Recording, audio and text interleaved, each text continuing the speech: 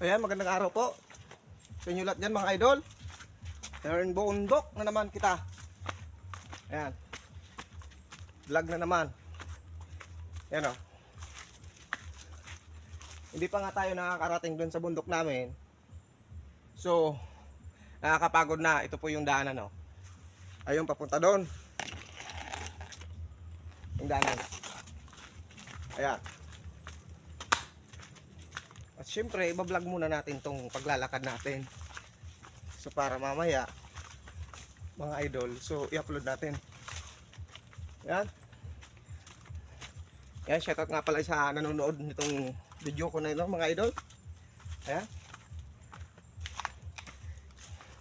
So grabe. So, makulimlim naman yung panahon. No? Mukhang uulan mga idol. Kaso, pinagpapawisan tayo. Dahil nga sa sobrang layo mga idol. Ayan.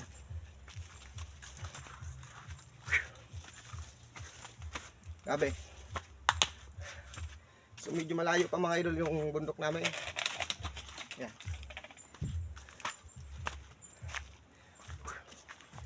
Daanan po natin dito. Daming yung nakita nyo ito mga idol sa likod ko. Yan. Ito yung ginagawang banig. Tawag po sa amin yung karagumoy. Karagumoy po yan dito sa amin, sa isla. Ayan. Dami dito. Ngayon kasi wala nang gumagawa ng ganito sa amin. Bihira na lang yung gumagawa. Dahil sa puros na lang yung hindi na yung mga baguhan kasi ngayon. Hindi na marunong gumawa nito. Ayan o. Pero may ilan pa naman na gumagawa nitong banig na to. Mga idol o. Idol. Dito na tayo idol sa bundok namin. At saka ito yung mabato. Ang pasto. Ito yung pong mga idol yung dinadaanan ng tubig o kaya salog. Ito yung sapa. Kapag malakas yung ulan, dumadaan dito yung hindi doon makakadaan dahil puno to ng tubig ang gagaling doon sa taas. Ayan. Pahinga muna tayo. Dahil nandito na tayo sa bundok. Pahinga muna. Grabe. So may nakita tayo dito. Ano kaya to? Ano to mga idol? Ayan o.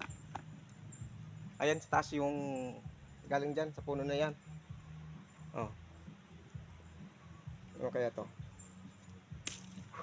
Kukuha tayo ng kawayan at saka yung kawayan kukunin natin. Tayo. Grabing alingahot sa Bicol. Ay. Pinagpapawisan tayo. Ayan o. Grabing lamok. So ayun mga idol, so paki-follow yung like and share po sa video ko po na to. Ayan. So maraming salamat po to sa mga sumusuporta po kay Kuya Bal Vlogs. Ayan.